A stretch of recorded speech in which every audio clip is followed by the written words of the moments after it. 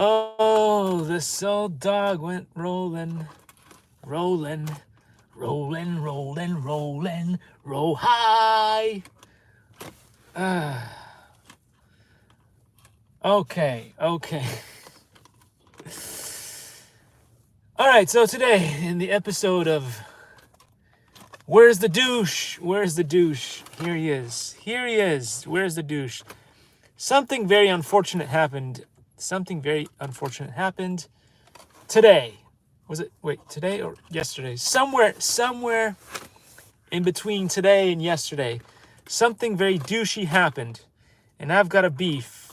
Although I'm vegan, I've got a beef with the YouTube algorithm. Why you say I have a beef with the YouTube algorithm? Well, it has something to do with... No, it's not this guy. I understand why the YouTube algorithm might have an issue with this guy over here. Although, I mean, there was a little bit of violence during the Oscars. But it, seriously, I've seen Davey 504 slap his bass strings harder than he slapped that sexist guy. I can't remember what his name is. It has something to do with rockers. Anyway. And who cares about the Oscars anymore when you can get a Belinda Award? Anyway. So that's not the thing. I didn't get too angry when the YouTube algorithm wasn't so happy with Will. I mean, poor guy. I mean, they're always trying to fire at Will. But anyway, seriously. I can't condone violence, but the slap that he did on Chris Rock was not even half as strong as Davey 504 when he slaps his bass. So anyway, I'm not sure how that's relevant or how it's going on with that challenge that I issued Davey 504. I wonder if PewDiePie is going to pick it up. Maybe PewDiePie will pick it up. If PewDiePie picks up the challenge and then he challenges Davey 504 to do that thing with the Popeye the Sailor Man's you know what? I haven't had my spinach. That's what it is. I'm struggling this morning. Because I haven't had my spinach. Anyway, we've got the good books that we always have. This one and this one that I will be reading from today. And I know you're excited to see all that stuff, but I know that you won't care much about this. You might care about violence and potential death and stuff that might be happening in the other one, but you won't care about the stuff that we're going to be reading with technology. So you might have to tune in later for that. But what am I upset about today? Why do I have such angst? Notice if one of the what's that word? What's that word that the blue hairs use? Egregious. There it is. Egregious. The blue hair's favorite word is egregious, and the red hair's favorite word is asinine. So anyway, I just thought I'd just mention that, but that has nothing to do with why I'm upset with the YouTube algorithm. I've got a serious beef, even though I'm a vegan, against the YouTube algorithm today, because yesterday I was looking through my feed, and I was wondering why I didn't see any of his videos. I was like, what the heck is going on? What is that? Like, I've been a fan of his for like forever. But maybe you'll know what this is about if I sing a little tune. Dun dun dun dun dun. Lamar Wilson. Anyway, so the YouTube algorithm goes after me again and unsubscribes me from Lamar Wilson. I mean, I've been a fan of his for like forever. I've been subscribed to his channel on this channel and also on my daughter's channel, the Disney Gym Girl, for forever. So I was just, you know, like, why don't his videos pop up anymore? And so I looked through the thing, and then I found out that the YouTube algorithm had, once again, and you guys hear me talk about this all the time, they do this to a lot of the people that I follow. It just automatically, against my will, unsubscribes me from my favorite YouTube channels. Why does it do it? I don't know. Is it just having a laugh? Is it just the YouTube is the way that it is? I don't know. And then also the other day, as I said before, another thing that the YouTube algorithm does to me all the time is I'll post a video that is, you know, just like all the other videos. All my videos are made to be kid friendly. I mean, the reason why I set them to restricted and content so that they're not like for children something, is just to avoid liability. So I did not create a YouTube kids channel on purpose, because, you know, that would just mean that none of my videos would get seen. But I cater. I always do this every time I build a video, every time I create a video, whether it's live stream or not.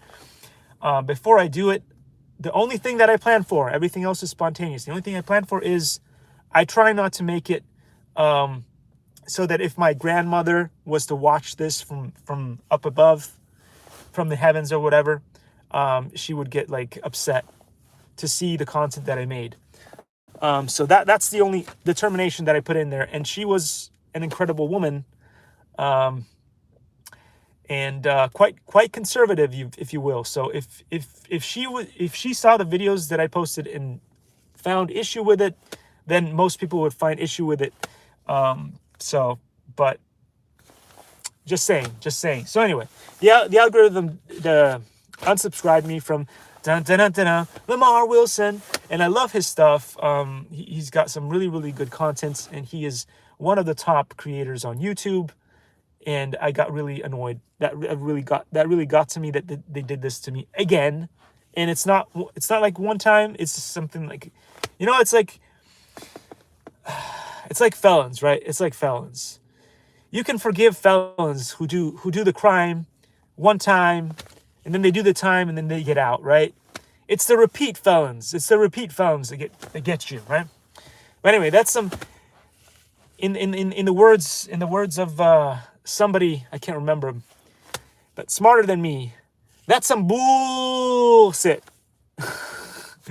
That's some bullshit. I'ma get you. I'ma get you, YouTube algorithm.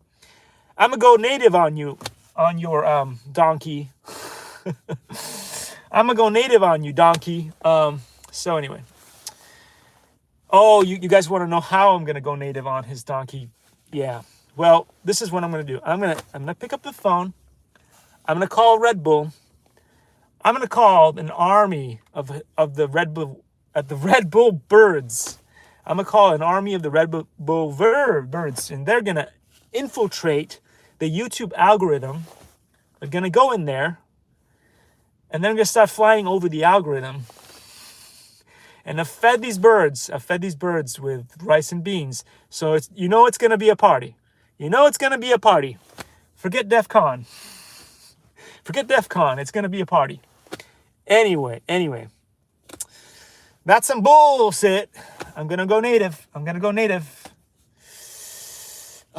Raging bull, sitting bull. I'm gonna get those birds to get you, you algorithm of death. I'm gonna get you. Anyway. Nobody touches. Dun, dun, dun, dun, dun, Lamar Wilson. Anyway, nobody touches.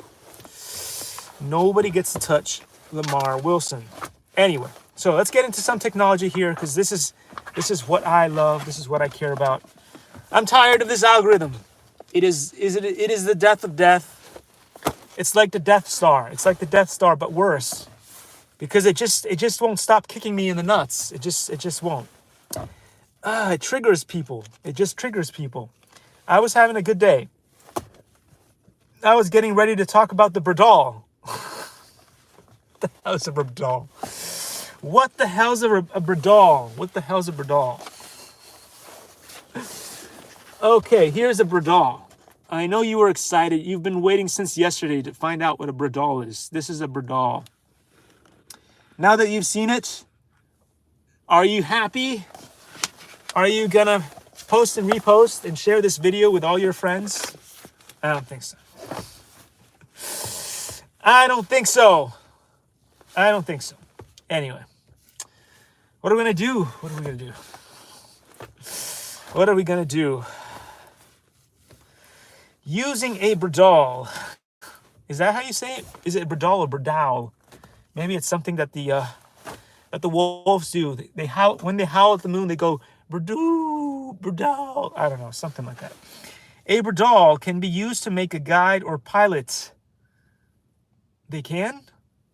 I thought pilots were the people that got in planes or that got remotes and anyway. So you can get a bradal, and it is a way to make a pilot. Tell the FAA. Quick, pick up the phone.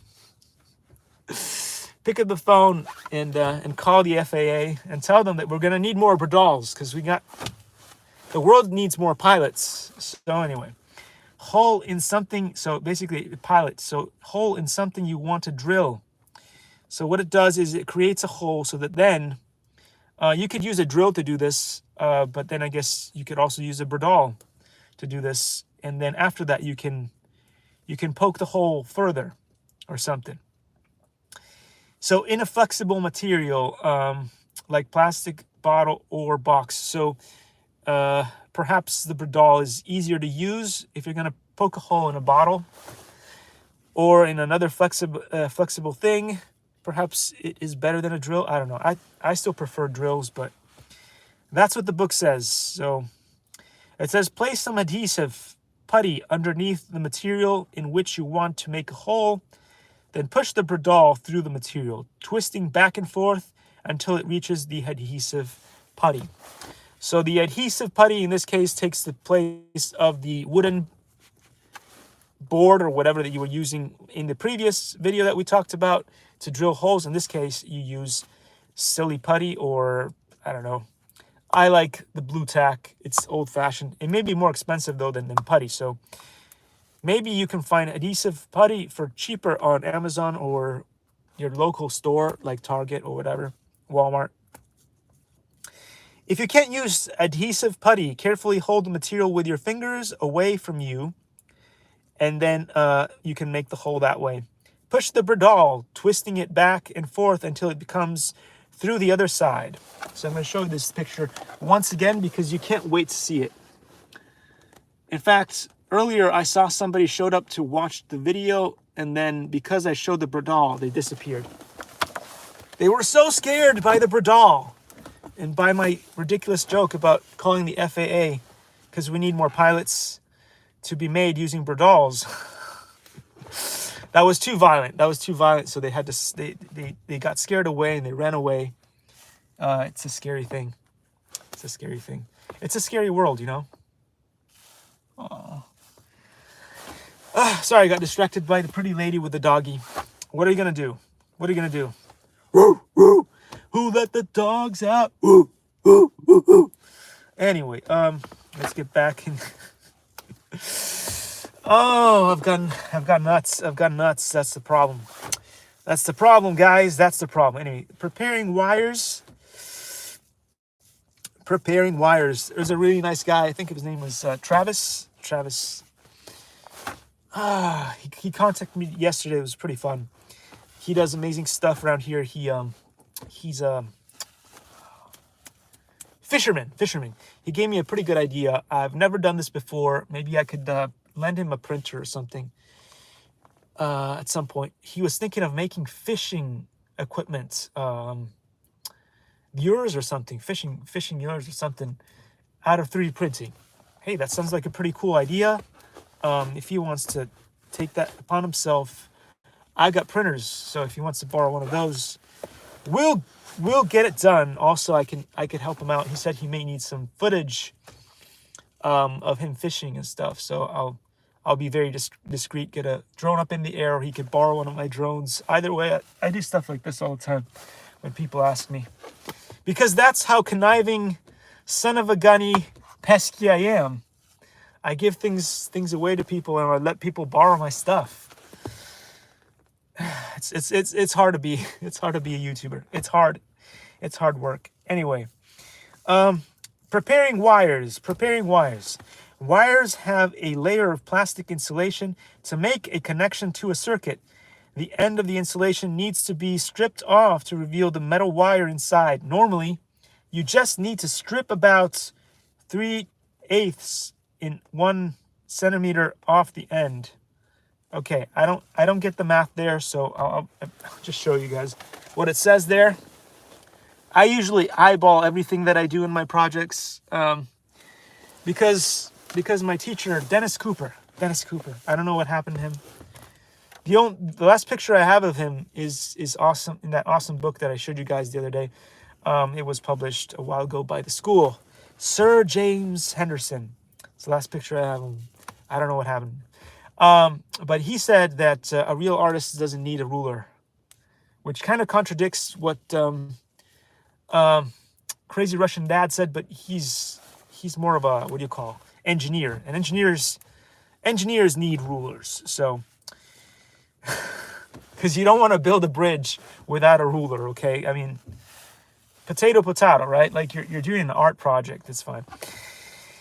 You're gonna build something like a building where people are gonna live on, and or trucks are gonna cross a bridge and stuff. You want to do it precisely. So for my projects, I'm not gonna use rulers. But if you're gonna be safe, you better use a ruler. So anyway, it says be aware. Stranded wires can be very sharp and can puncture the skin. Be careful when using sharp things to cut wires. See Sharp Things on page 8 for more tips. Again, page 8 is the page to be on. Page 8. By golly, page 8 on this book. You better memorize it. You better memorize that page. It's got all the stuff, page 8 and page 9, about safety. Be safe. Be safe. Oh, Electra Boom. The Electra Boom is going to use his Skillshare. I'm going to get in trouble. Someday I'm going to get in trouble with Electra Boom. Electra Boom. I love you. Don't get upset because I said stupid things on this channel. I love his videos. I promote his videos on my channel too. So just so you know, I don't have a beef. I have a beef with the algorithm. I do not have a beef. When I make jokes on this channel, I do not have a beef with anybody that I make jokes on. Even if it's The Rock. It's not a real beef. Anyway. Soldering. Before I do soldering, I'm going to show you this thing about wires. Be careful. If you strip for wires to get money, if you're out there stripping for wires, they can be sharp. And like the most beautiful women, they may smell like roses, but they still have teeth and nails, so be careful. Be careful.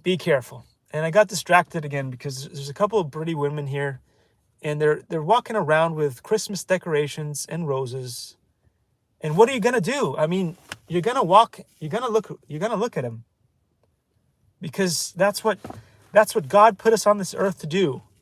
Check out the pretty women. Anyway. Oh, the dog that I am. Oh, the dog. I'm gonna get locked up. That dog house has my name all over it. It's just got my name all over it. A soldering iron is one of the most essential tools when making electronic circuits or electric circuits.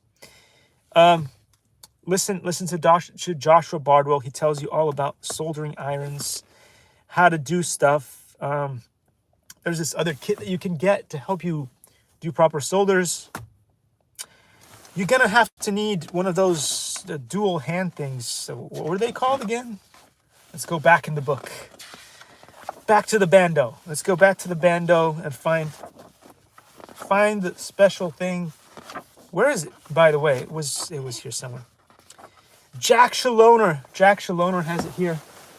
Here's a nice picture of the dual hands. I can't remember what you call these things. You need those. If you're gonna build quads, if you're gonna build the next most amazing FPV drone in the world, like Joshua Bardwell does, and Ladrib, and Mr. Steel. You're gonna need a soldering iron, and you're gonna need one of those special hands things. I'm sure that the term is gonna pop up again. Don't worry. Don't worry. It is used to melt solder, which is metal alloy, a mixture of metals. When the solder cools, it hardens to create a strong bond between wires and components. Because it is made of metals, solder conducts electricity. Make sure the solder you use is designed for electrics and not plumbing. I didn't know about that. But there's different kinds of solder. They say don't use the leaded ones. Other people complain about the non-leaded version not being very good. So I don't know. Save the environment. Don't save the environment. Whatever it takes. I mean, if your drone isn't put together properly and it falls in the lake, that's probably worse for the environment than using leaded, I don't know. There's always going to be a trade-off. Between the environmentally sound thing and your technology falling apart. So, just saying. When you're doing any soldering work, make sure you sit at a bench or put down paper, as droplets of solder can fall off and damage the table. That's why I like to work on the floor on tiles. Tiles are amazing for all that stuff. They don't easily get damaged, even if one of your LiPo batteries explodes, even if one of your LiPo batteries catches fire. If you're working on something like tile or cement, it tends to be okay. You can also clean it or buff it down with things, and the damage tends to disappear. If you're working on a hardwood floor, then you're fine. You're basically crap out of luck, as you said. Just saying hello to another pretty lady. She's opening a car door, and she was worried. She's so nice. She was worried about hitting the side mirror on the car. It's cool. It's cool anyway. So there we go.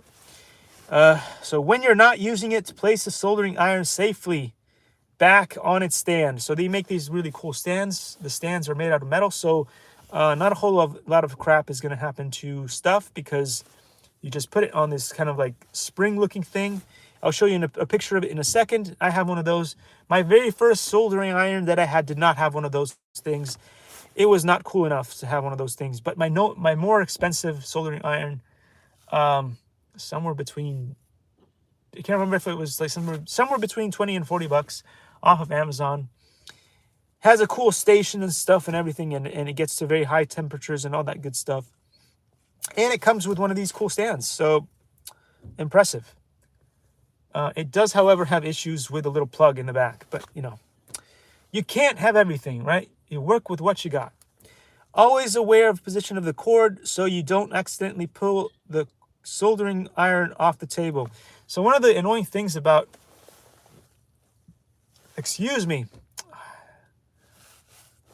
one of the things about soldering and soldering irons is they've got cords. So the cords can sometimes get in the way of the soldering work that you're doing.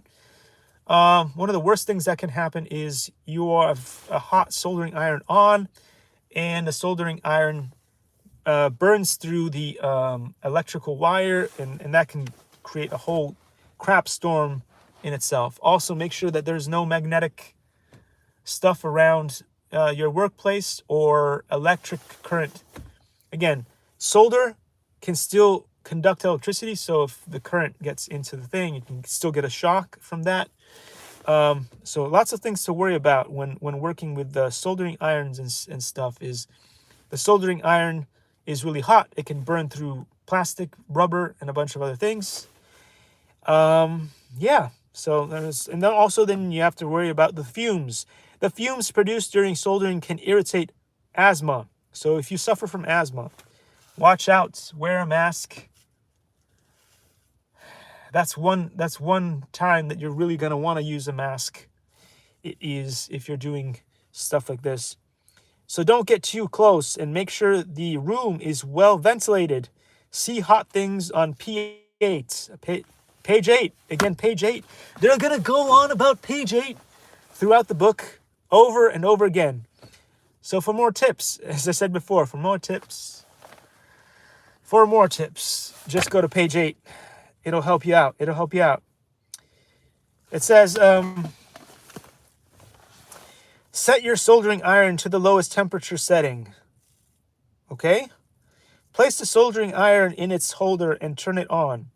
It will get very hot within a few minutes, so be careful. Make sure you wear safety goggles because hot solder can spatter. Before you start soldering, clean the tip of the soldering iron with a wet sponge. Some soldering iron stands have a sponge built in. Alternatively, you can buy a bronze sponge specifically designed to clean soldering iron tips. It says, be careful not to let your skin come into contact with a soldering iron. It's a good idea to use a third hand. There it is, the third hand tool to hold the wires or components to be soldered. This allows you to safely hold the soldering iron and solder in each hand while you make your connections. So here's some fun pictures for you guys. This is a little bit like the station that I have, but mine is cooler. Mine is cooler because my soldering iron is blue, and I like blue better than this thing here. And also you can take a look at the third hand. The third hand again, here it is. The third hand, very useful. Because human beings tend to only come with two.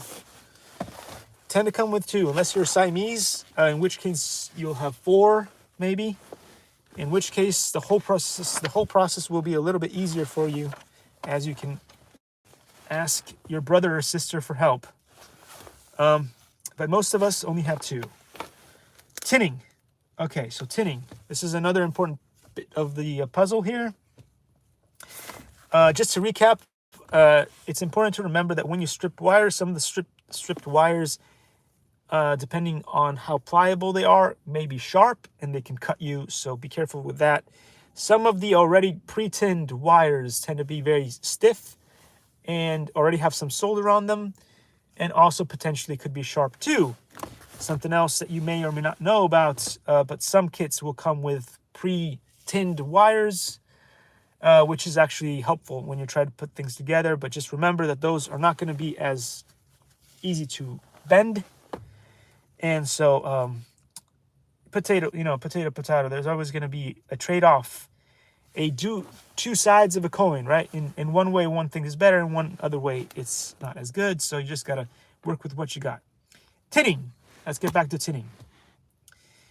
It is generally a good idea to cover the parts to be joined with a thin coat of solder, as it helps to ensure the wires will make a good electrical connection. This is called tinning. To do this, place the soldering iron onto the end of a stripped wire or onto the terminal of a component. After about 2 or 3 seconds, touch the solder onto the heated wire or terminal, and the solder should flow onto it. It is also a good idea to tin the tip of the soldering iron just before you start soldering, to protect it from rusting. So I guess it's important to do that. I was not aware. I don't think any of my soldering work has ever rusted. There's also a chance that it's just because none of my RC projects ever ended up in the water for long enough to rust. But I guess it could happen. I don't know. I guess copper wiring is probably more likely to rust, just like copper statues. Is it the Statue of Liberty? Some say that the Statue of Liberty was once gold, and now it is now a beautiful green, which the vegans love because it's green. Okay. I need to take a break. Take a break. Have a Kit Kat, but they don't have vegan Kit Kats. I'd love a vegan. When are we gonna have a vegan Kit Kat available? That'd be a good thing to have. We have vegan Oreos. Could we have a vegan version of a Kit Kat? You know what I would love? One of my favorite things growing up was Pepperidge Farm. Pepperidge Farm Milano Geneva cookies. Oh my God, they're amazing. But can't find a single vegan version of these things. Some of them will have egg, and some of them will have milk. It's just an unfortunate thing. Oh well. Anyway, make a good physical connection before you solder. Wait, did I read that right? Make a good physical connection before you solder. If you're attaching a wire to something, twist it firmly around whatever you're connecting it to. This is also pretty good dating advice. Make a good physical connection before you solder. Anyway, just saying. It's good dating advice too. Hey, who knew? Who knew that you would buy a book about technology, but it also have some snippets of wiseness that would apply to dating. Anyway, don't find your women on Craigslist. Don't go looking for women on Craigslist. You know, the best women can be found. I'll say this once and I'll say it again. Best women can be found in libraries. They tend to be educated. They tend to think. They tend to read. They tend to not go wild. I'm just kidding. Although it's probably a better place to have a conversation with a lady than it is at a bar or especially the noisy bars and discotheques. That's probably not what you call them these days, but discotheques. I'm using a prehistoric term, discotheques. It's hard to have a conversation. Have you ever gone to one of those discotheques and try to have a conversation with somebody? It's just not feasible. But if you're at the library, it's kind of quiet. And usually you can get your message across. Yeah, I know. That's so old school. Anyway. Hold the soldering iron against the joint, not the solder. The solder will melt onto the hot joint within a second or two. When it has done so, remove the soldering iron, but keep the joined part still for a few seconds to let the solder harden. So this is one of the hardest parts of soldering, is getting a very nice connection done. And they tell me because I suck at this, that it needs to look nice and shiny. The solder needs to look nice and shiny like a mirror. Very reflective. If you've done the soldering correctly, you'll have a nice strong bond, and the strong bond will look shiny. If it looks dull, it's probably not the best soldering you could have done.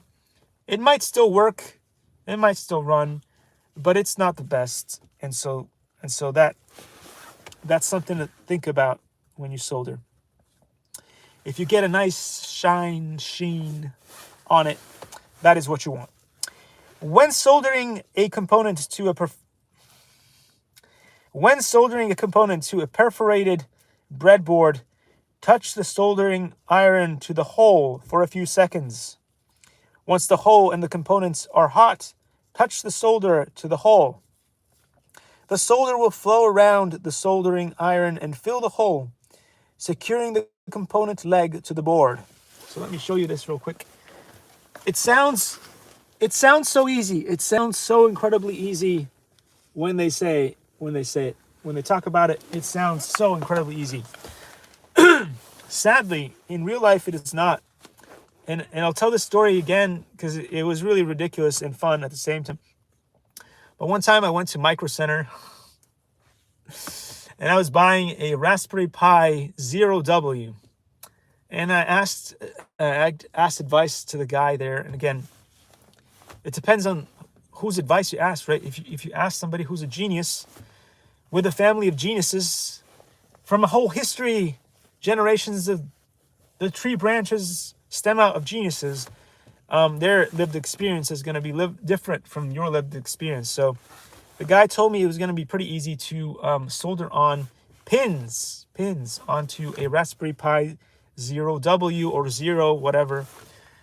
W just means that that particular board has wireless connectivity. The other one does not. So that's why I don't like the other one, because the other one requires a cable to stick it on. Anyway, in order to get internet, which is, this is the modern era. You like it because everything's wireless. Anyway, they told me it's pretty easy, pretty straightforward stuff to do. No problem at all whatsoever. But it turns out that it is not. It is not. It took me a long time to figure out how to do it. Eventually, I was able to solder on some pin connectors onto it, but it's just not an easy thing to do.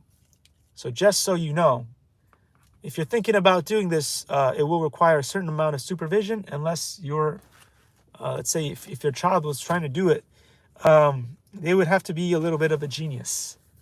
Soldering those things, especially because it's so small. I did it without, they recommend you have a third hand with a magnifying glass in order to do it. I did it without, because I've got 20/20 vision. I've been blessed with good eyesight for the most part.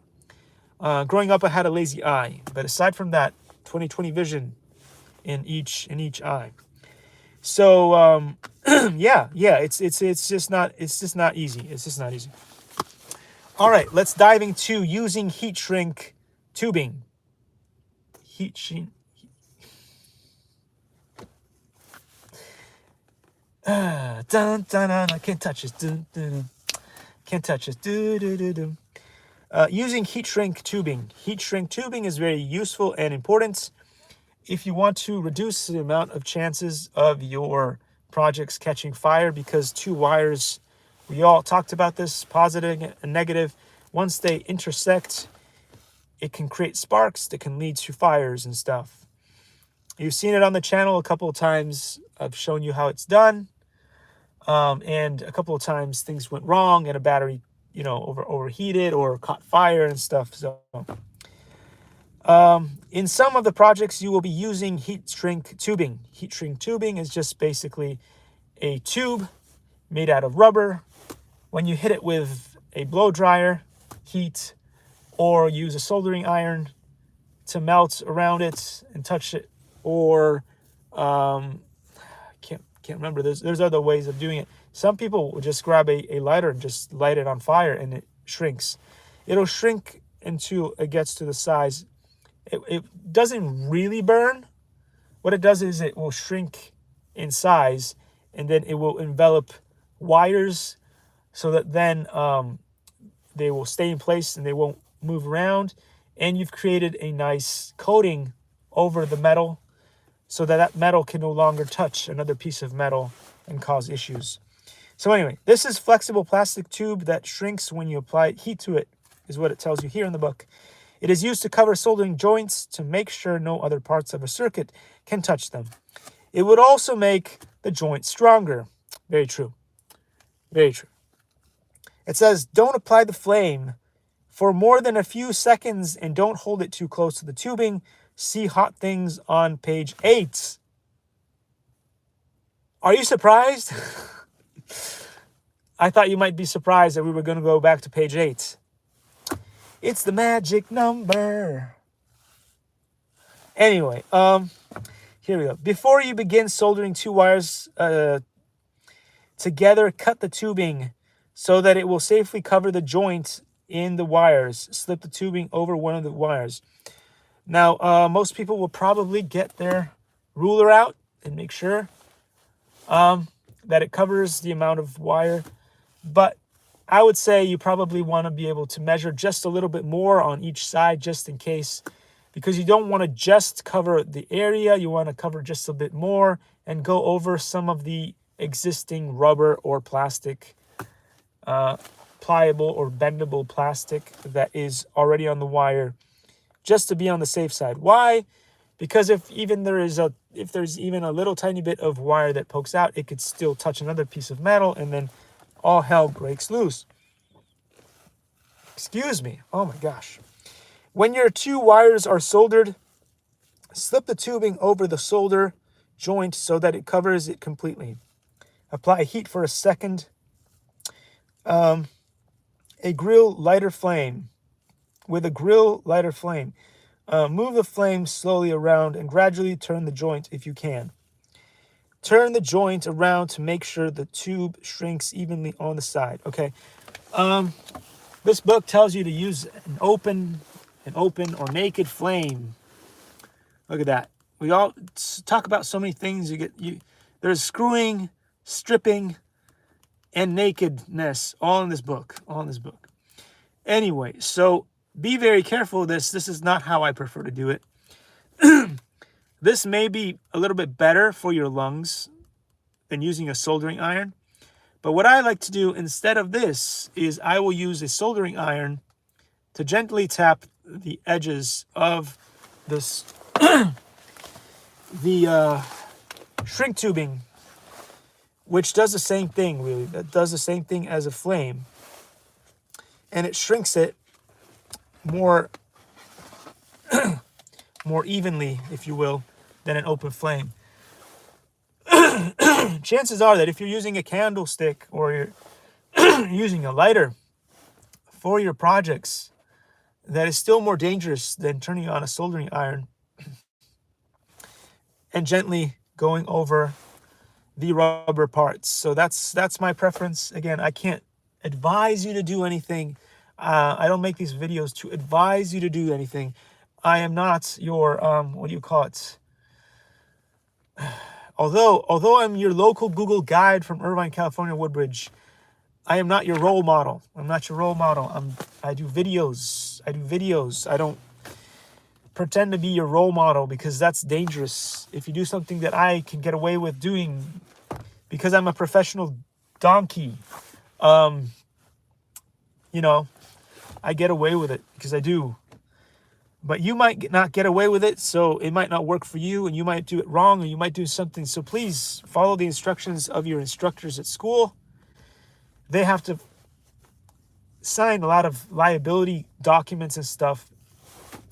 So whatever they're teaching you at school, whatever whatever the licensed people and blah blah blah, they go through all those liability things so that they can become beyond approach. Some of the methods that I use here are reproachable, reprehensible. What do the blue hairs call it again? Egregious. Anyway, watch out. Oh, anyway, using a multimeter. Oh yeah, the red hairs. The red hairs. We'll call them asinine. Donkeys are very. I gotta tell you. Donkeys are very popular these days. Donkeys are very... That's some bullshit.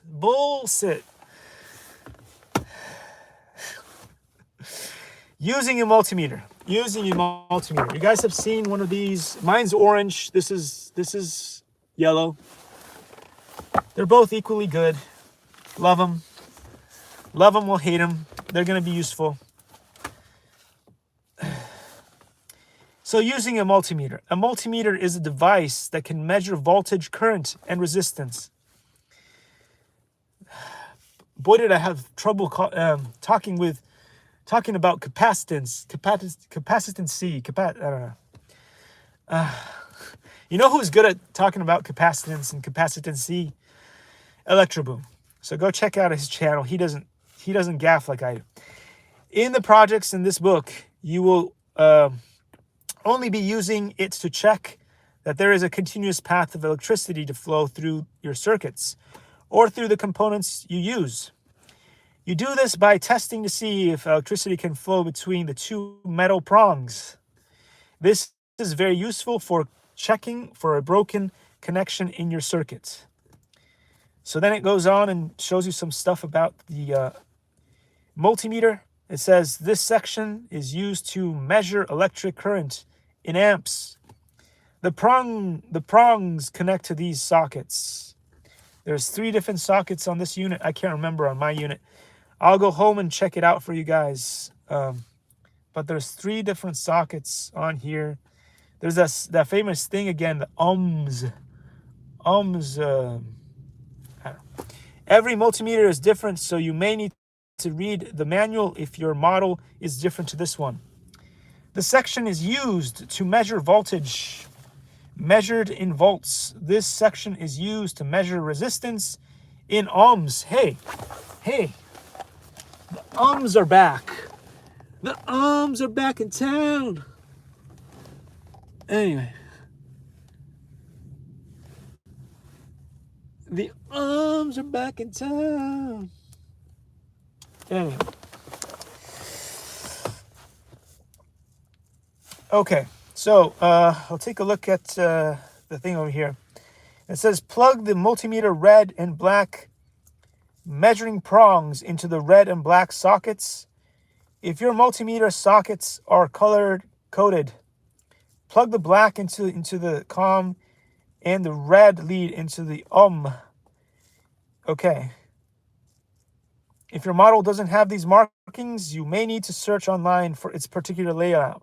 So just in case you were wondering, because your thing is not labeled correctly with, like the issues that I was having with the Aero Scout from Hobby Zone and Horizon Hobby, because I was trying to figure out how the wings connected up to the main thingies, and they were not color coded.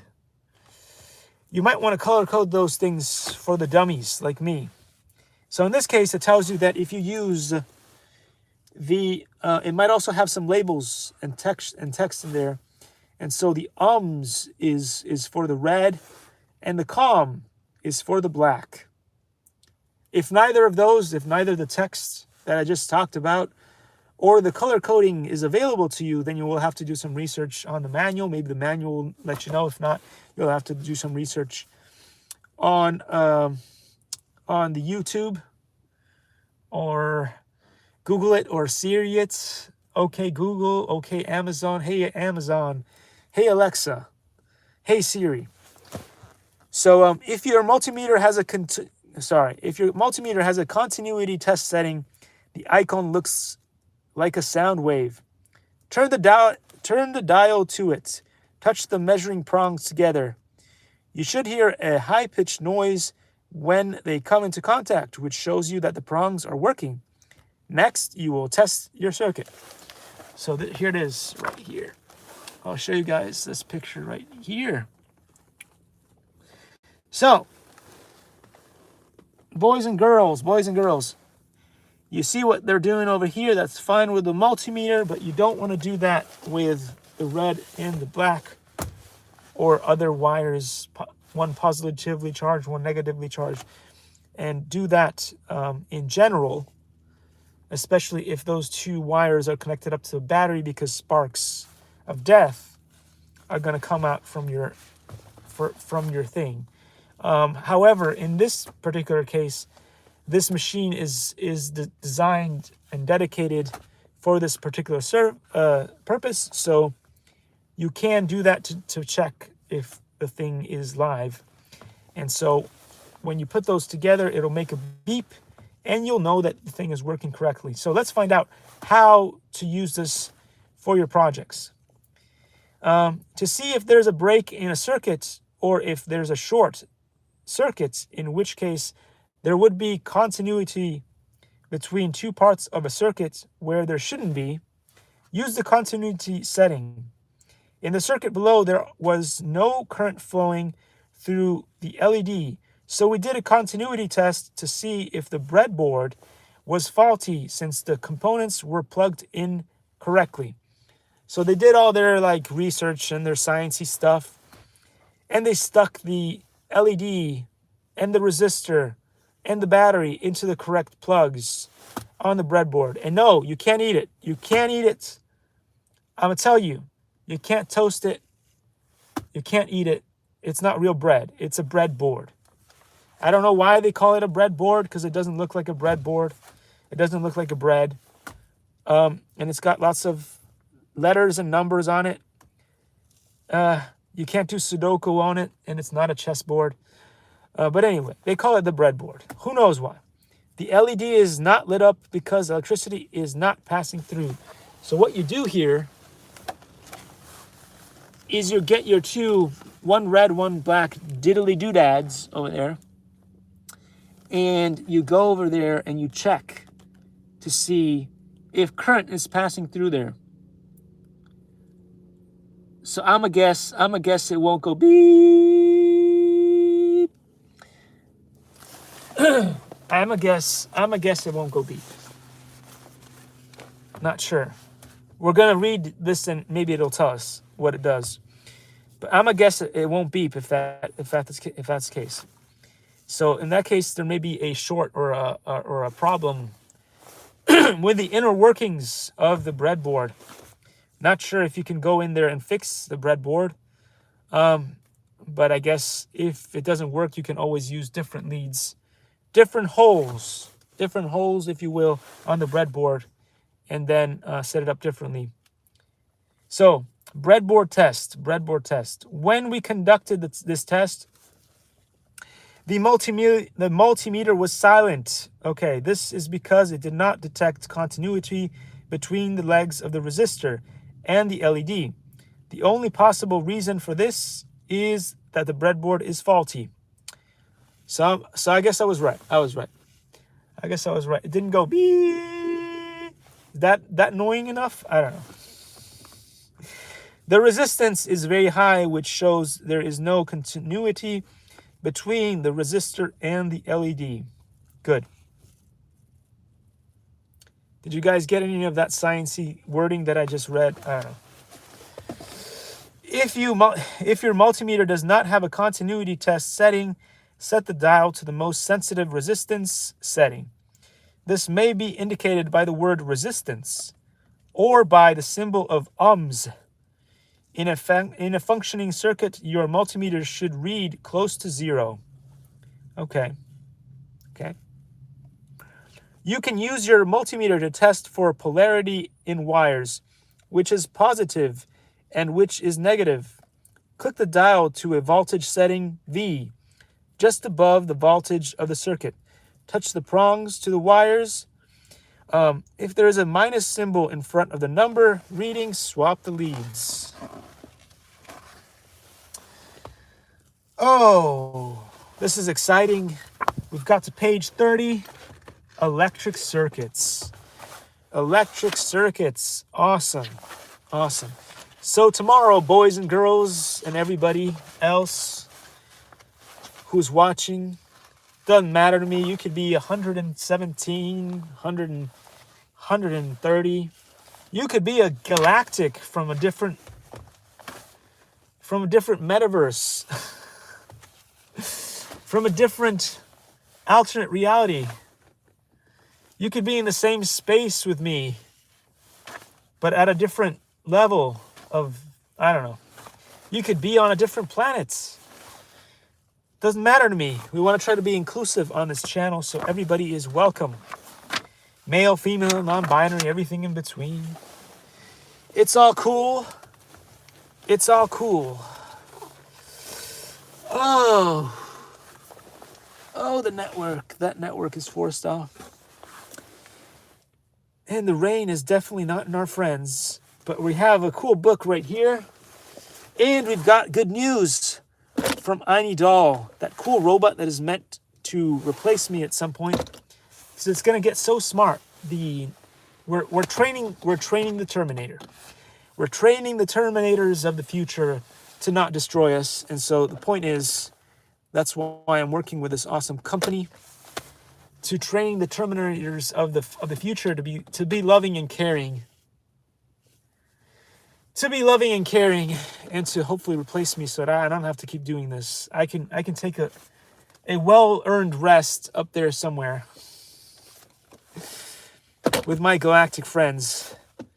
We can have a blast doing something else. But for now, I'm here on the YouTube. I'm here on the YouTube with you guys. And I'm going to take a second. Since I am what y'all believe to be a big nutcracker. LaDouche will show you something fun here. Look. There is a cool thing called the Nutcracker, and it's not about me. It's not about me, it's about cool people. They go up on stage and they do funny things that I'd love to be able to do if I had the flexibility and the ability to memorize routines. I would probably be doing that. That would be more valuable than the stuff that I'm doing here on YouTube. But anyway, here I am. the hero of the Puniverse. The Puniverse. I'm gonna have to get myself that blade. I made a cool blade. It is wooden. And by the power of Grayskull, I will get to reading. I will get to reading this. What is this? Can't you read? It's okay. It's okay if you can't read. That's why I'm here to read this for you. Secret Origin of Wing Chun.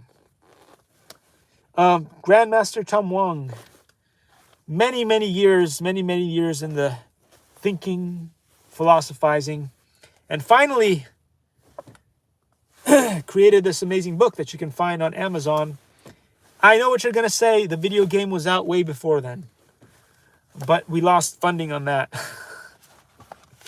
We lost funding on that. Because, as Eli the computer guy says, and he is correct, things may be free to the end user, but they ain't free. Somebody's got to pay for them. You got to tell the investors. You got to tell my investors that. They stopped investing in my stuff. And so that's why my idealism failed, because, you know, you got bills to pay, taxes to pay.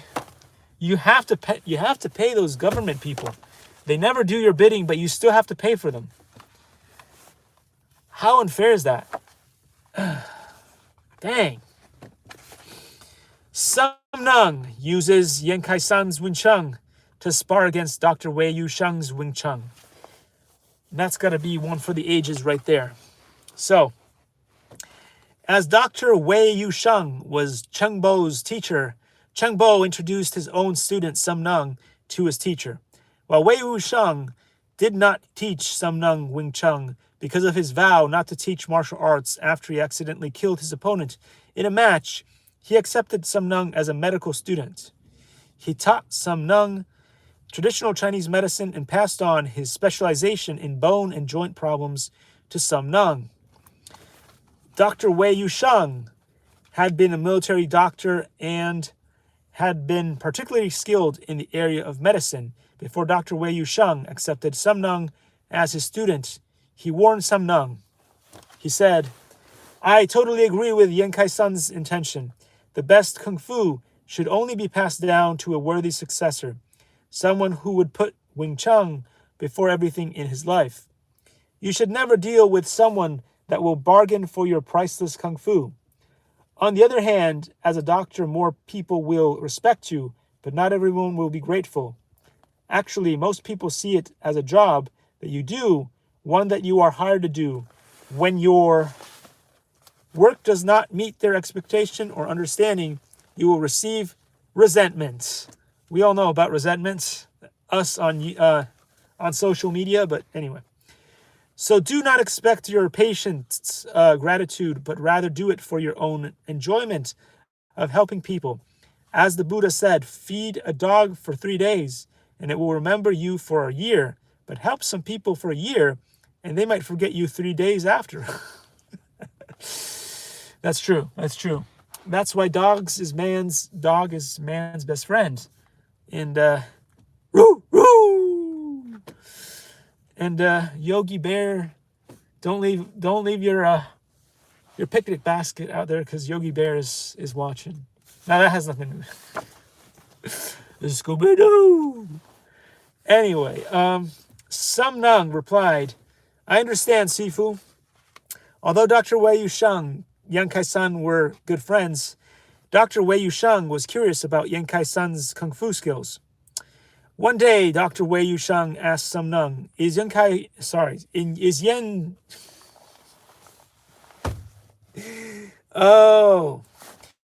Yan's kung fu really that good? Can you stop me with Yung's..." All right, so I'm gonna have to stop here. Anyway, Young's kung fu. I'm going to do this again because I said it yesterday, but I'm going to say it again. It would be amazing. It would be amazing. It would make my day, my year. It would be like one of the coolest Christmas gifts out there.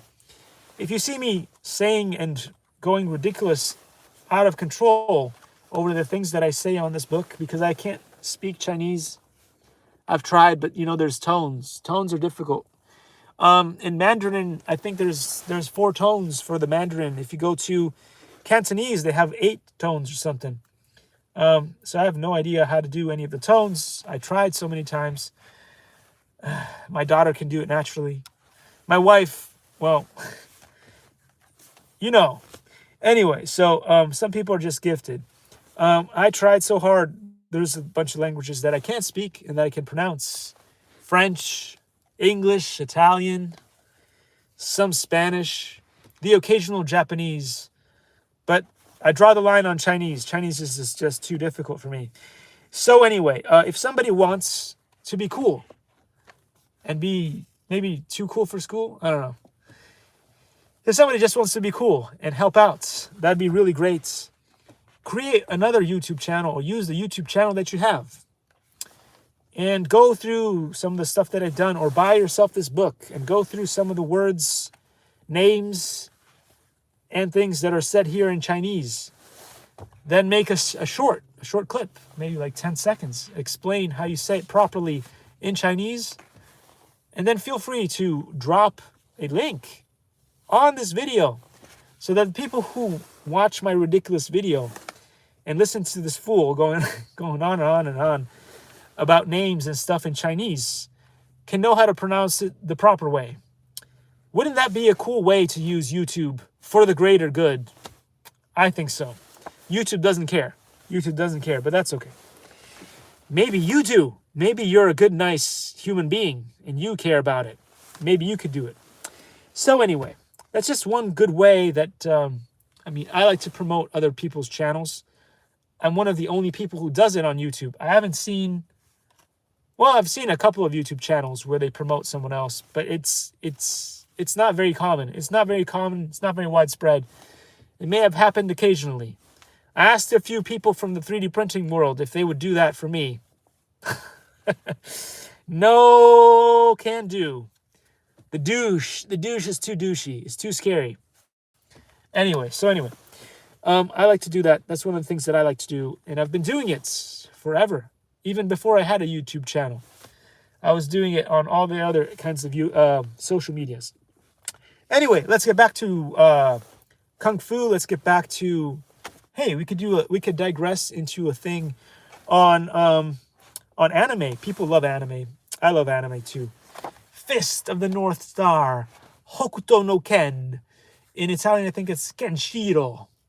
I don't know what it's in French. I should look it up. But anyway, Hokuto no Ken. I love that thing. Anyway, so one of the most forgotten characters in that anime series is my favorite. Is my favorite. I always looked up to that guy. Who was he? Toki. That's me. Toki. But sadly, as someone who is very practical and also a little bit dark in the humor, because I've been through a lot of things in my life where you get lots of doors shut in your face and stuff and all that good stuff. But there was a very memorable episode. Of Toki. And he was in a village doing his spiritual work. He was helping out a bunch of poor people or refugees and stuff. It was terrible war times. And all you could do to survive is be the best kung fu master out there. But anyway, he was a little bit like Wei Yusheng. He wanted to save people. He wanted to help people out. So what did he do? He cured people with his special chi forces and stuff. And he'd been doing this work for years and years and years. And now, he was getting old and sick and tired. Because, like if you use a lot of your chi to help people out, it shrinks your muscles. It messes you up a little bit and stuff. So he was getting really sick and he was starting to cough up blood and stuff. And just to add insult to injury, that's one of my favorite sayings there, is a group of nefarious people just showed up and killed everybody. So he had spent all this time, years on end, helping out all these people, creating a beautiful community. And then a couple of you know, a couple of nefarious people showed up and killed everybody. It just makes you feel unhappy about that, right?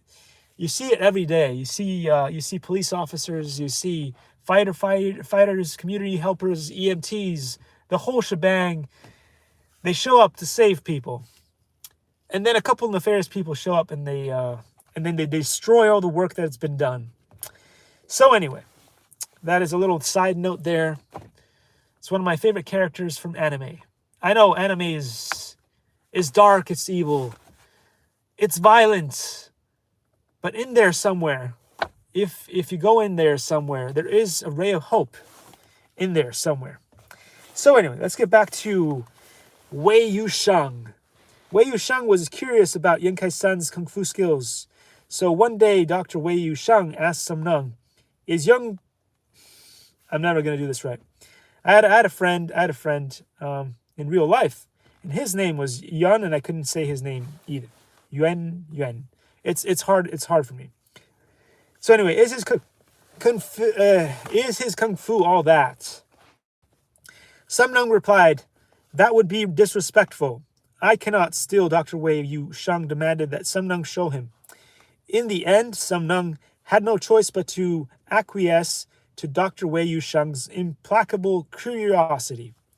With a flash, Dr. Wei Yusheng began to use a lightning-fast combination of hand attacks and his famous kicking techniques on Sum Nung. Although Sum Nung was very familiar with these attacks, he was still surprised because it was more proficient and elusive than what he had expected. Sum Nung immediately applied the techniques that Yan Kai-san had previously shown him. It was fortunate that he did, because if Sum Nung had not responded instantaneously to dissolve these attacks, Dr. Wei Yusheng would have quickly vanquished him.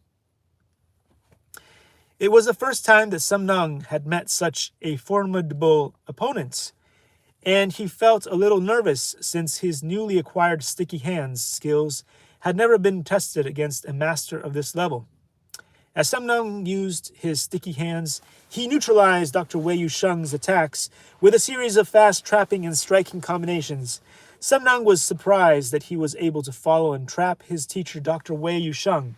He slipped his hands through Dr. Wei Yusheng's defenses and easily tapped Dr. Wei Yusheng's chest.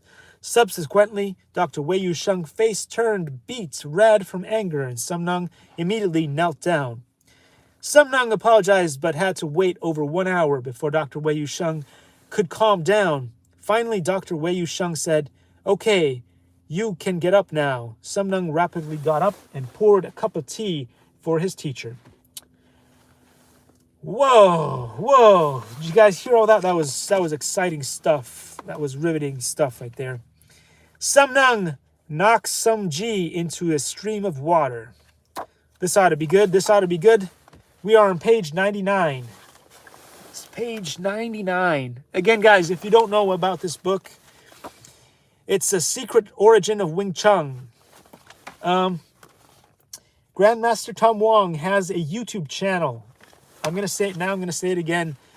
You'll find it. I think if you find this here, you'll probably find out who he is and stuff. It's not the other crazy guy that if you type in all the search results go to this guy who just talks English and swears all the time. That's not him. That's what's going to come up on the top of the YouTube search engine when you go Tom Wong. You go Tom Wong. That's the guy you're going to see. That's not him. Again, just like was explained in this book earlier that I read it, you can go back and rewatch that bit. Yan Kai-san and all the other people in this book had a philosophy, which was, don't pass down your kung fu to just anybody, like vet your students and stuff. Because if you don't, let's just put it in simple terms, Hollywood Disney magic terms, Pixar terms, if you will. You give your kung fu to the wrong person, you're going to create those tigers and stuff, right? That Kung Fu Panda had to fight that tiger or whatever, right? Or that raging bull that went into the alternate reality and something. Anyway, when you pass down your kung fu to the wrong people, the special secrets of kung fu, they'll come back and they'll get you. They'll get you. So anyway, we're back here. We're back here. And this is the philosophy that is being passed down also by Grandmaster Tom Wong, which is why he has a small group of students. And before you can get into the advanced class, he vets you out. You have to pass certain tests in order to get there. We won't talk about my experience. I was the worst possible student ever in his, that's the one thing I can claim for certain because it's true. I was one of his worst students. But anyway, I'm glad that I'm being able to do this. This is fun. So anyway, Sum Nung knocks Sum Ji into a stream of water. After several years of studying with Yin Kai-san in Foshan, Sum Nung returned to visit his home village. During his trip home, some of his friends in the village were curious about Kung Fu that he had been studying under Yin Kai-san. Therefore, they asked him to demonstrate the Wing Chun at a gathering. Sum Nung decided to comply with their request and demonstrated the Sulin Tao form. Excuse me. Before I continue on, I'm going to show you this cool anime picture right there. It's pretty cool. And take a look at this awesome picture over here. Again, it's going to be blurry here because Tim, our favorite chef, still working on that autofocus. It's gotten better. I'm not going to be ungrateful. It's true. The software has gotten better, a whole lot better than it was when I first got it. But it's still not perfect. They fixed it in the iPhone. What did we get to now? Like, I lost track. There's too many iPhones. Is it 14? So the iPhone 14 finally has all the fixes for the autofocus, but they don't make a mini. So then I was like, what? I'm going to have to wait for the iPhone 15 to bring back the mini or the 16. I don't know. Tim, when are you going to bring back the mini? We don't have one for the 14 and it's a sad thing. Anyway, I wanted it. He took it away. They always discontinue the best stuff. They always do. Anyway, look at that. Look at this handsome, not handsome. Look at this handsome dude right here. It's my Sifu right there. There he is. Anyway, let's get back to where we were before, where I lost my mind. I lost my mind again. The Silim Tao, depending on which. I'm not sure if you can find, if you YouTube Silim Tao, I'm not sure if it'll show up. Silim Tao, S-I-U, might show up. Anyway, so when is somebody gonna come bail me out here with the Chinese terms? However, no one at the gathering was impressed, and everyone laughed at his demonstration. This included a much bigger, stronger, and older man named Sum Ji, who trained in the most popular kung fu styles at the time, Choi Li Foot and Hung Gar. The FA is gonna look at this and go, yeah, we've got lots of hangars, in which we hang out with the planes and stuff. Anyway, again, I don't know how to say that either. Please bail me out, algorithm of death. Find me somebody who wants to help me out here. It's for the greater good. It is. So then he shouted, "How can you fight with that stuff?" Sum Nung, who would never back down from defending Yin Kai-san's Wing Chun, replied, "You want to try it?" The two squared off, and Sum Ji attacked continuously with a powerful combination of back fist, overhead punch, and double uppercut. When Sum Nung countered with a double pok yik, he sent Sum Ji falling into the water passage several feet away from them. Sum Nung defeats Sum Ji. I'm gonna show you some cool stuff. I'm gonna show you some cool stuff. Anyway, Here's a pic. I'm not sure if this is also on the YouTube channel. But this was a glorious time when they had it looks like dim sum party there. They have those cool rotating table things that they have at dim sum places where you stick all the different plates and everybody gets to turn it around and they get to try a little bit of everything. It's really quite fun. It's really quite fun. So from left to right, Some Ji's son, Some Gan,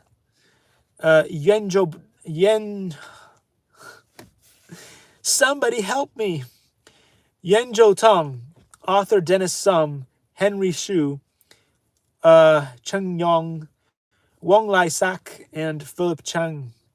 Anyway, you guys can bail me out here in the comment section.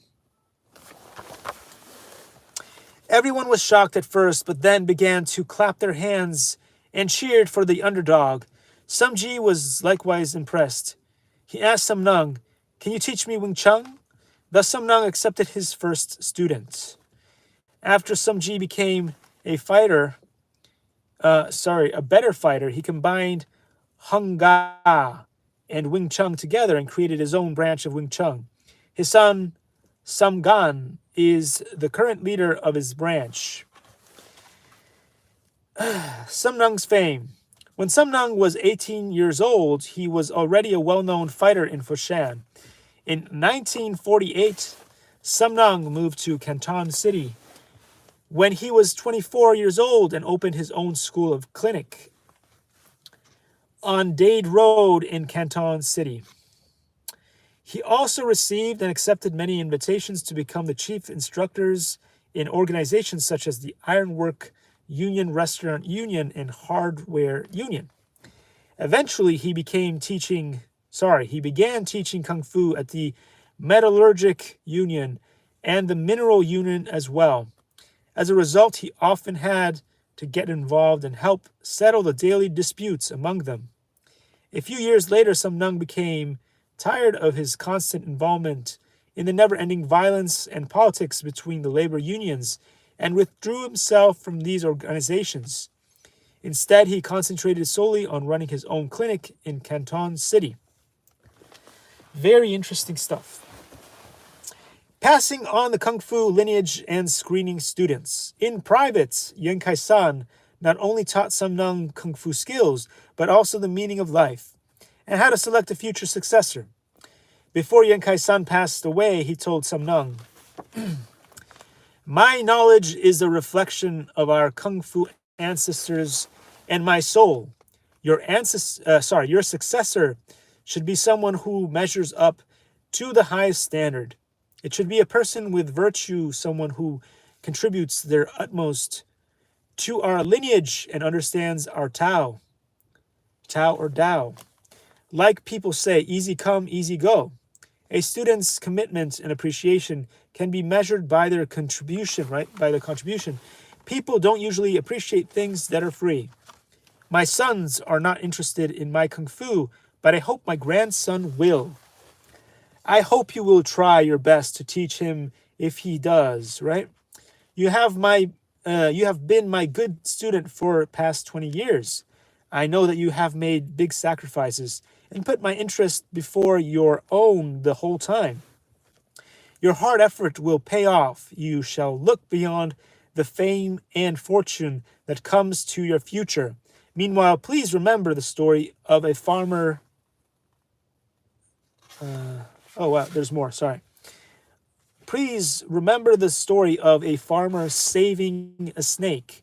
Most people appreciate a fish you give them, but not if you teach them how to fish." What? I got lost there. I don't know about that, but anyway. Let me show you. If there is somebody out there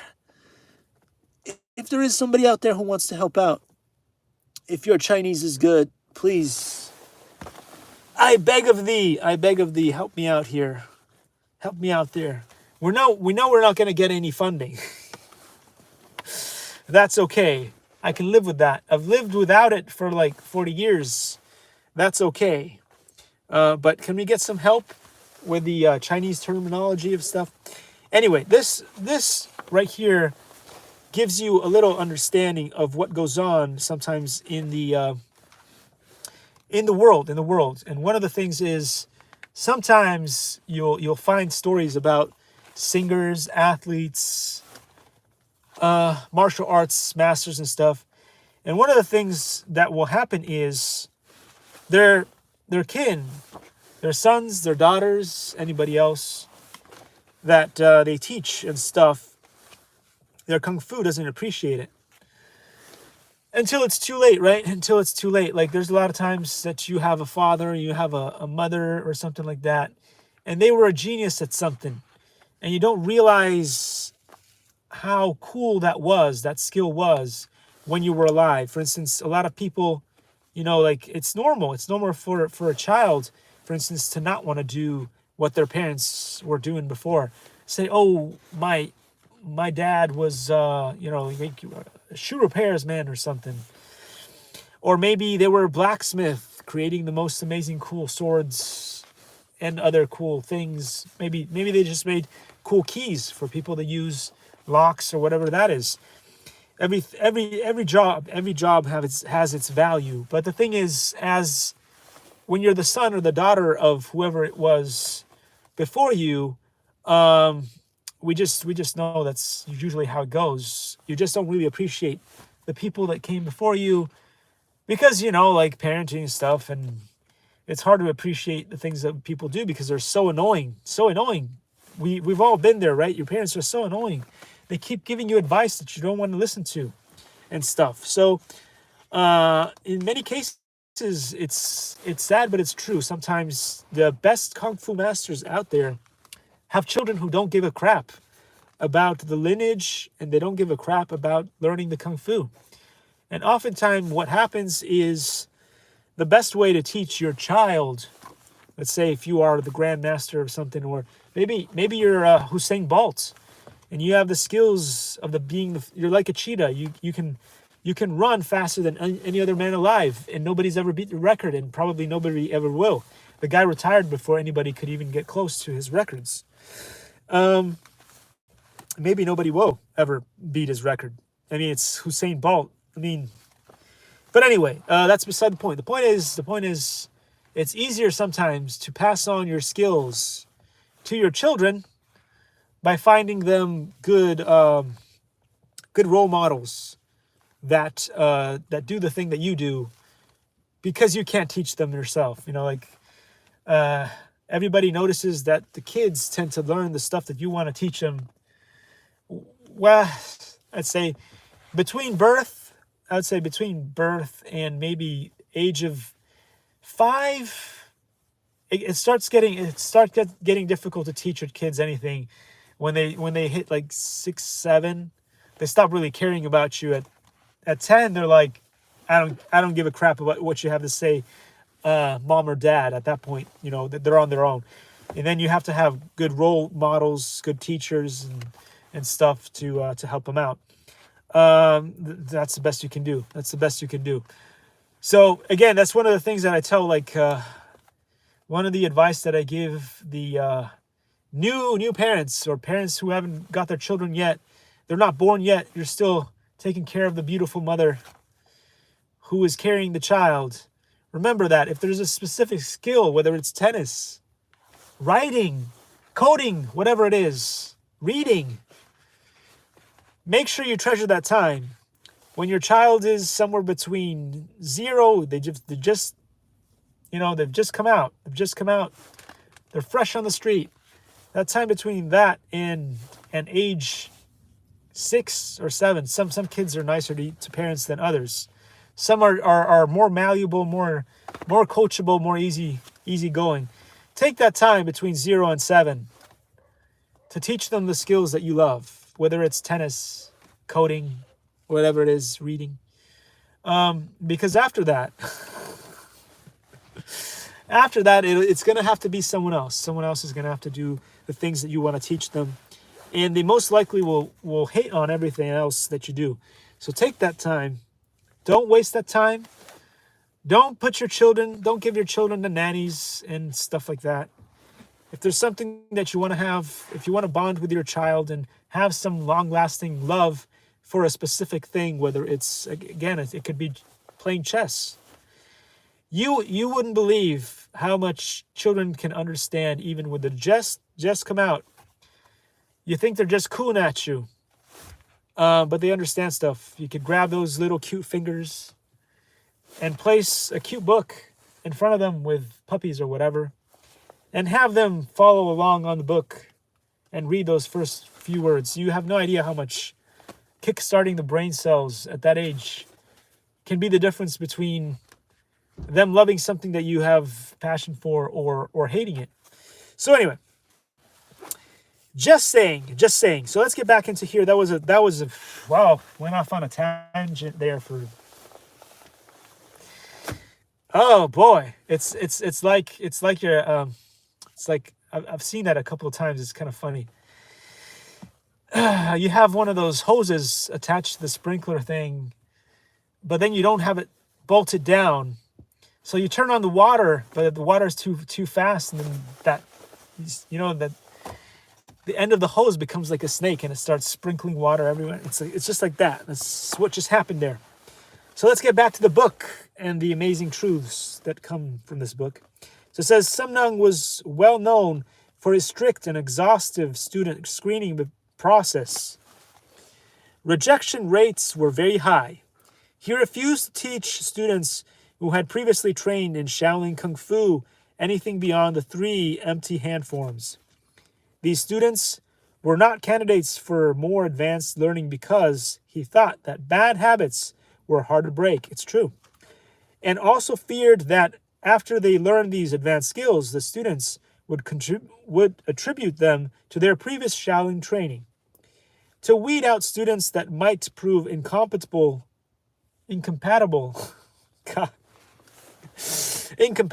with the values of their school, Yankai-san even taught some Nung the art of face reading.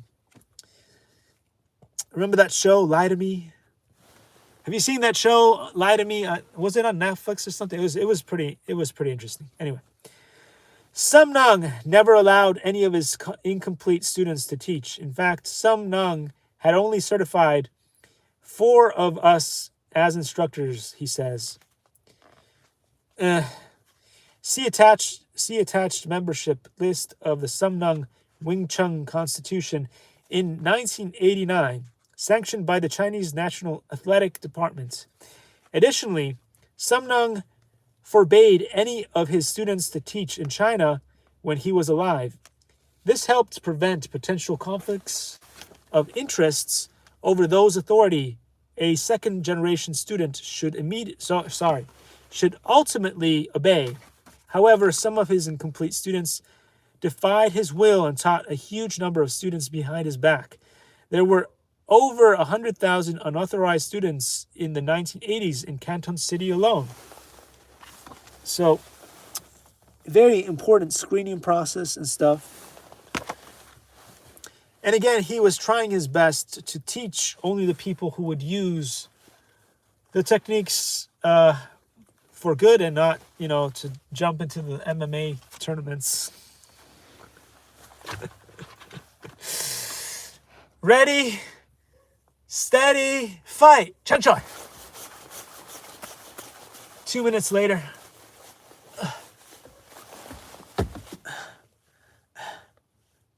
And then the other guy just slaps him on the chin and they go down. Oh, the fake masters. Yeah.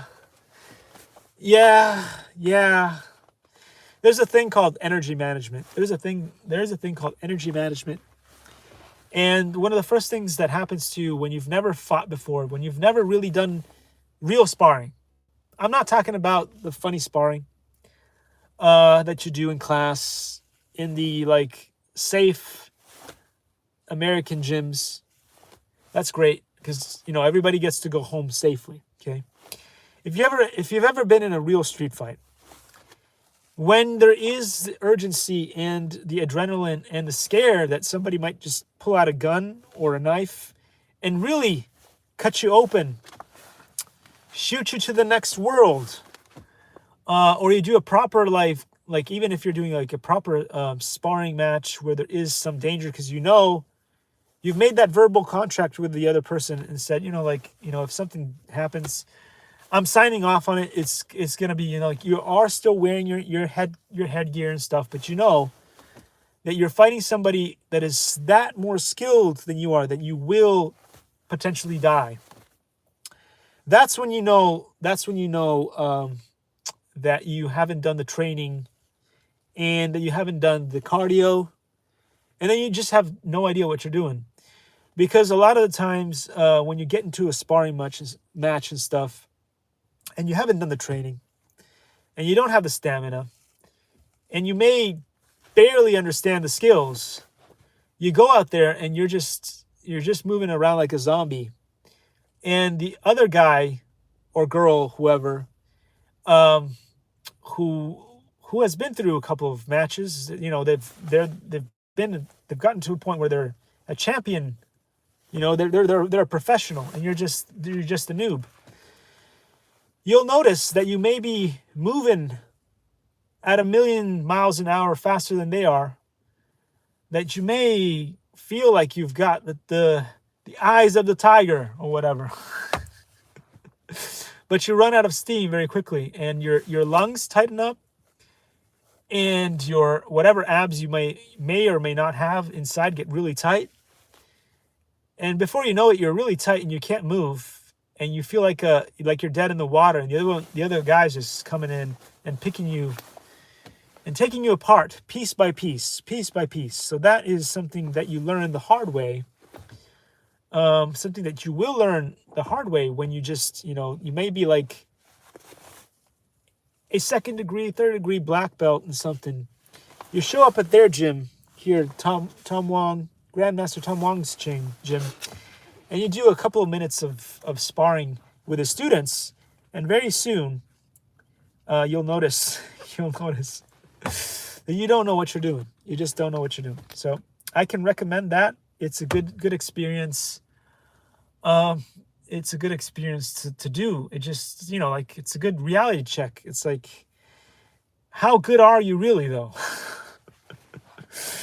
Oh boy. Anyway, so again, so Sumnang was well known for a strict and exhaustive student screening process, and that's a good thing. Rejection rates were very high, and as I said before, unfortunately, some of his students that he trusted with his kung fu went out and did their own thing, and for the most part, luckily, I don't think they learned the highest level of kung fu, so then whatever they passed down was kind of rubbish. But, they still passed down some of the stuff and passed it on as if it were his own. So that's, in the end, that's giving him a bad name, and also that feels, you feel as an instructor, if you've done that, you feel like you've been. Those are traitors. Those are traitors. Like you thought you were doing something good, and they went beyond your back. So anyway, the best martial arts. The idea of taking the best parts out of different types of martial arts and mixing them together seems to be great. Where did we hear that from? Oh yeah, it was that Bruce Lee guy. However, in reality, very few people can successfully carry it out. First, finding the best of every style is not an easy task. It takes expertise to learn who and which is the best of a particular style and their principles. Most people would not go out of their way to find the best teacher of a style. In the martial arts world, no one claims number two. In the literary world, no scholar claims number one. What? I'm not sure I understand that. I'm going to reread it one more time because I don't think I understand what it says. Most people would not go out of their way to find the best teacher of the style. Okay, that part I get. In a quote, in the martial arts world, no one claims number two.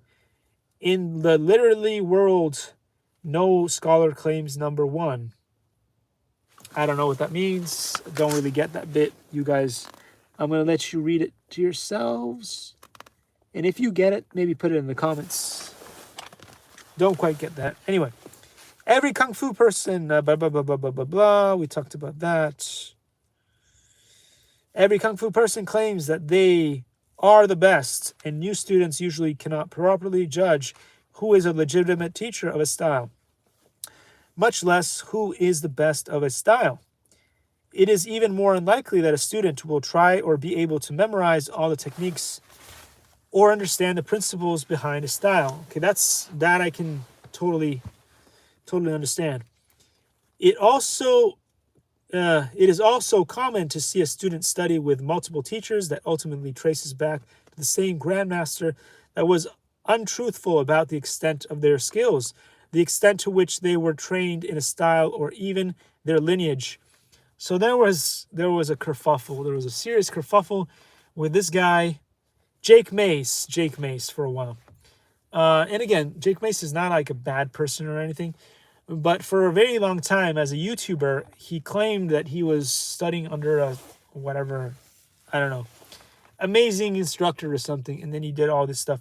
And again, I'm not faulting the guy for making videos. His videos were highly entertaining. And I watched his videos, and I did not hate binge watch them. I just watched them because they were entertaining. And he collaborated with other YouTubers and stuff, which was really fun. Something that I highly support.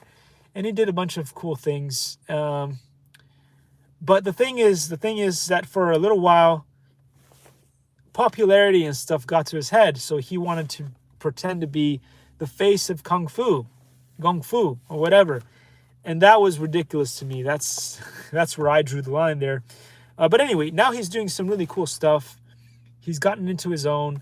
He does like vegan fruit videos. His smoothies are amazing. Let me just sit here and say, Jake Mace's smoothies are really cool. He does some really cool vegan stuff. He's really good at growing stuff. He does some amazing stuff. He can build houses. He can build yards. He can farm stuff like you wouldn't believe. So, don't put him down just because his Kung Fu is it's hilarious. It's hilarious. I love it. I still love to watch it because it's fun. And in its way, he's also brought Kung Fu to many more people and martial arts to more people. So in the end, even though he wanted to be the face of Kung Fu, which is probably bad, that's why he got lots of hatred on his channel. In the end, I think more positive came out of his channel than negative, so can't fault him for that. So again, a shout out to Jake Mace. He's doing some really cool stuff these days. He's out there in the wilderness building stuff. I mean, he's got videos on how to farm crops. He even does pizza. He's not an Italian, but as an Italian, gotta tell you, I would love to have some of his pizza. Jake Mace. Anyway. Oh, gosh, it's hard to be a YouTuber. So let's get back to this amazing book here. Again, if you're just jumping in, watching this, and you haven't watched any of my previous videos, we're talking about this cool book over here. It is Secret Origin of Wing Chun, 2,200 years of training history, philosophy, and development of ancient Chinese mixed martial arts. Awesome. By who? Grandmaster Tom Wong. He's got a YouTube channel. If you didn't know about it, go check it out. Jake Mace got like 1 trillion views.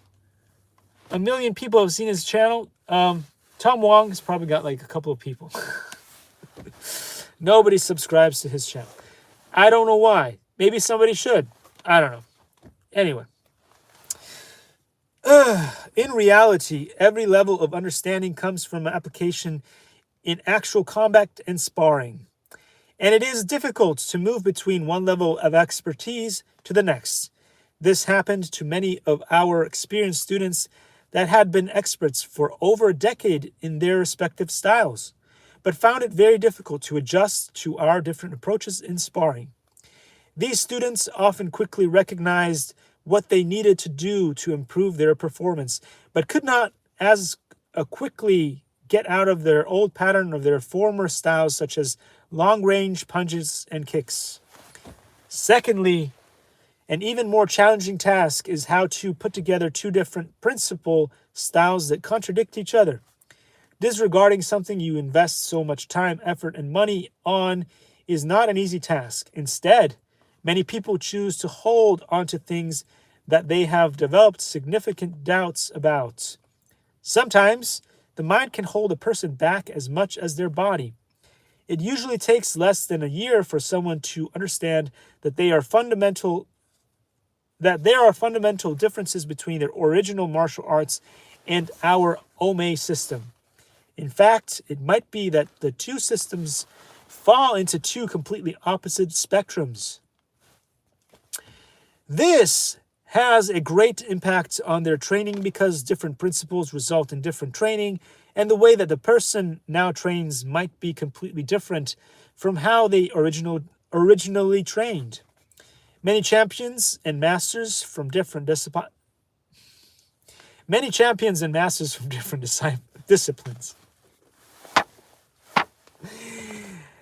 Disciplines, not disciples, expect to add new techniques to their repertoire when they attend our school. However, their former system might be incompatible and fundamentally different from the Aume system, making it difficult to adopt principles from our Ome system and integrate it with their original system. For example, our Ome system emphasizes reaction time, speed, and footwork, while their system might emphasize static but constant isometric tension. Consequently, their masters discover that they must give something up to adopt something new from our system, which is difficult for them. For example, a master from a school that has practiced static muscle tension for more than a decade may find it very challenging to relax and produce short punch. In addition, the ability to execute a technique in one's imagination is completely different from the ability to execute the technique in the real world. This difficulty intensifies as one learns to internalize a technique and performs it subconsciously. God, it's a lot of words. A lot of words have been said in this. Goodness gracious, I'm almost done. A totally new concept can mean a huge change in their original training regimen. Ome Wing Chun is often regarded as a soft or internal martial arts, whereas Shaolin style Kung Fu is regarded as hard or external martial art. Because of the word soft, people have the misunderstanding that strikes in soft martial arts are soft and wimpy. On the other hand, they think that a hard martial art is about being as hard and tense as steel. However, the reality is not as simple as the distinction not to lie in the power of the strikes. Rather, the two styles are distinguished by the continuity of the strikes and subtleties. Continuity of the strikes and subtleties of the styles. In soft martial arts, strikes are continuous, mercurial, and usually done in conjunction with blocks. However, strikes are still executed with power as demonstrated by the 1-inch punch or the arrow step punch. In contrast, strikes in hard martial arts stop and begin anew after every hit. The fighter poses. Some of our ancestors had a Shaolin Kung Fu background prior to learning our Ame Wing Chun. Nevertheless, even the found... Oh, gosh, it's hard. Words. Nevertheless, even they found it difficult to get rid of their Shaolin accent. In contrast, it is much easier for Ame Wing Chun practitioners to pick up Shaolin Kung Fu. The better question is whether doing so is recommended. In the end, Yan Kai-san chose to eliminate most Shaolin components from his training. Ame Wing Chun is difficult to learn for multiple reasons. First, one must discover that there is more than meets the eye, right? Like the Transformers, there's more to it than meets the eye. Second, one must understand how powerful kinetic energies can be created and harnessed. Third, one must use those energies to react instinctively, adapt continually to the opponent's intention, and seek openings with minimal effort. The key to accomplish all of this is to learn to relax, give up one's own opinion, and only react to one's opponent. This is a lot more difficult than it sounds, but when you can open your hands and not be afraid of losing what you have, there is no limits to what you can get. In the Aomei Wing Chun style, one snaps and strikes like a cobra at a distant range, but attacks like a python that constrains and wraps around its prey at close range. The snake constantly changes its path to avoid strong obstacles, but strikes at the opponent's pressure points. There we go over there. Oh, okay. So we're going to stop it here with that cool stuff, those cool anime pictures. So what do those complicated words all mean in layman terms? That was exhausting reading through that. That was exhausting. That was a lot of words. Those were a lot of complicated words put together, mashed together in a pot to get to where we are. So what does that all mean? Well, I can tell you from my lived experience that when I went in to the school there, after meeting my good friend Charles the Great introduced me to a couple of concepts of Omei Wing Chun, Grandmaster Tom Wong Wing Chun, and I was flabbergasted by him. I had never met somebody with skills such as those of Charles, again, one of Tom Wong's students. Now, it is not because Charles the Great had already been an amazing martial artist before. He is an amazing guy who fought in the Budokai. He was Kendo master. He fought in the Budokai in Japan. If you guys know what that is really cool. So he had previous knowledge of all kinds of other martial arts. I'm guessing jujitsu, I'm guessing judo, I'm guessing aikido, and all kinds of stuff. But anyway, he is a master of all those things, and still he was amazed and flabbergasted by Grandmaster Tom Wong's teachings, which is why he spent a whole bunch of time, more than 6 years, studying under the tutelage of Grandmaster Tom Wong, and with his amazing group of instructors and stuff, one of which is Rodney, a good pal of mine. Anyway, so my lived experience was that I learned a couple of things from Charles the Great, and then I wanted to see what it was like to be in school with the group and stuff. So I went in, and then I got to spar with some of the students. And as I said before, it is a real reality check. You get in there and you have all these preconceptions and all these bad habits that you picked up from. Because again, as I said before, I started my martial arts training with it was Kempo karate at Dorico's and stuff in Boston, Massachusetts, and stuff like that. So I did Kempo karate, I did Shotokan, I did a bunch of other different styles of karate.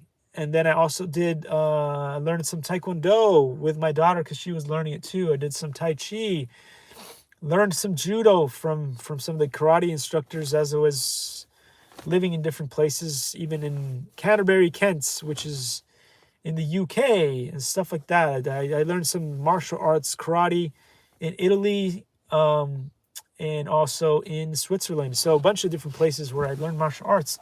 But I was very impressed with Charles, and one of the things that happened was that I was like, okay, well, you always do that. You want to be able to test to see if your teacher is as good as they say they are. And one of the tests that I did with Charles was, and again, very fast hands. I've always prided myself of having very fast hands, which I do. Maybe not as fast as boxer hands and stuff, but most people that I met in real life, whether it was in the martial arts, whether it was teachers and stuff, struggled to be able to follow my hands. And one of the things was, like not without trying to hurt somebody, you one of the things that you do is you throw out a jab, and you stop it right before hitting someone's face. And I did that to Charles, and he caught it. And I was amazed. Like no effort at all. It was almost point blank, and I shot my fastest karate punch at Charles, and he grabbed it like that, like it was nothing. And after that, I was like gobsmacked, and I was like, whoa. Because again, I'm not the kind of person who like goes into a fight. Let's go. I want to see if you're good or not. Like I will test people. To see what level they are of fighting and stuff with little tests like that to see. And this guy could catch my punches no problem. Without any effort. Like it was like the easiest thing in the world. Like I was moving in slow motion, and he was like the mantis from Kung Fu Panda, and he saw my punch come in. It was at point blank. There was not much space, but then he could catch it like that easily. So anyway, so hard style versus soft style of martial arts, it is something completely different. You'll notice that a lot of the forums is explaining in other videos when you do hard style martial arts. I'm not saying that one or the other is bad. I'm just saying when you go and you to Master Tom Wong's gym and you spar with the students, you will notice that you feel like you're a few steps behind. It's like you are playing chess, and you may be doing your punches and your kicks, and you may be trying to grab someone's arm if you're a jiu-jitsu master and stuff. But no matter what discipline you are, when you go in there, unless you're like Mayweather, okay? I'm not talking about professionals that are like, I'm talking about if you have spent a long time learning martial arts and you're not a professional, and you go into the gym and you feel like you're pretty good though. You feel like you're pretty good. Certified black belts, second degree, third degree, whatever, like certified in America, which is not the same. It's not the same as it is in Asia. If you are a certified martial artist in Asia, it's at a different level than you are if you are a certified master in America. It's different. It's different degrees of acceptability. Like it's the same thing. Like, you know how we were supposed, this is the year 2000s. This is 2022 already. We don't have flying cars. You know who's going to have flying cars before us? Dubai is going to have flying cars before us, and Asia is going to have flying cars before us because we have all these weird regulations, some of which are good for safety, but some of them just kick technology and futurism and all that stuff in the proverbial nuts, if you will. So anyway, I went off on a different tangent with stuff, but yeah, it's definitely something worth to see. It feels like if you are sparring with these guys, first of all, they train hard.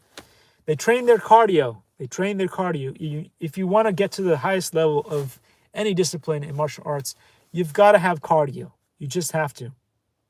You can't get away with technique on its own. You got to have cardio, because otherwise you're going to be like a one-hit wonder. And then if you cannot fight your opponents and beat your opponents within like 20 seconds, then you're going to run out of steam and they're going to pick you off like it's nothing, which is what I usually see in all of those funny YouTube videos of the grandmaster, blah, blah, blah, from the whatever Kung Fu and Wing Chun. He mastered his technique, and then he goes into an MMA tournament, and someone like Mayweather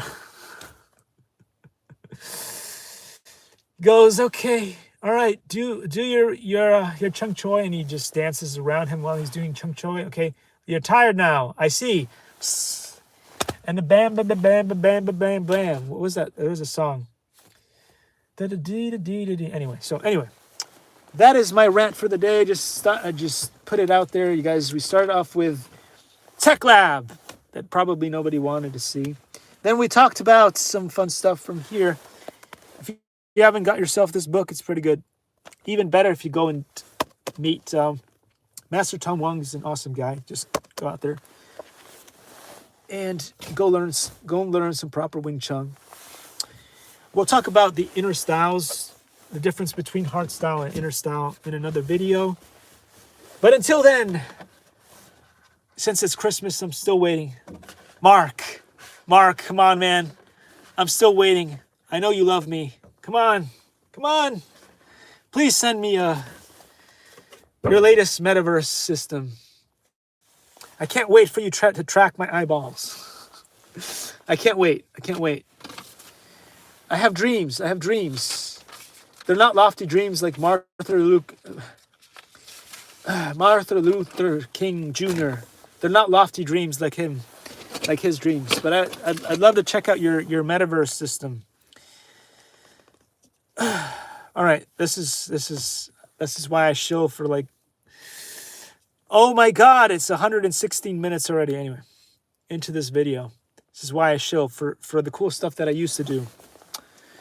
So anyway, if you guys want to collaborate for any of the stuff that happens on the channel, such as 3D printing, stomp, chirp, tweet.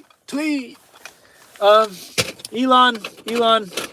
we're working hard together on that wet dog stuff and the X medallion. Come on. I'm waiting for royalties. I need royalties. I need money. I need seed money for my projects to come back to life. I want to bring back Marvimation and Meow Meow, my two companies that I drove into the ground because of idealism. I need money. Send me some money. Come on. Anyway, all jokes aside, if you guys are interested in 3D printing and stuff, there's cool stuff on CG Trader that I do. For Meow Meow, and Marvimation, the two companies that I threw away into the ground. I was trying to teach people how to drive. I wanted to teach people how to drive early on in preschools. You know? Now I'm shilling for a thrilling. Showing you some cool stuff that you can get. Anyway. There we go, guys. And with this, I'm going to show you one of the coolest things that I ever made. Where's my dragon? Half man, half beast, half dragon. You can 3D print this. It's on CG Trader, just as cute as this amazing beauty right here. Isn't she beautiful? I think so. Anyway, I know these lizard people like me. They're just terrible people. It's what happens. We're aliens. It's a bad word. I'm an alien. I'm an evil alien. I'm an Englishman in New York. Whoa. Anyway, I'm going to leave you guys. It's been 118 minutes of my rambling on and on. If you guys care about anything that I do, just drop a comment. Any comment at all. And I'll see you all in the next one. Take care, guys. I'll see you.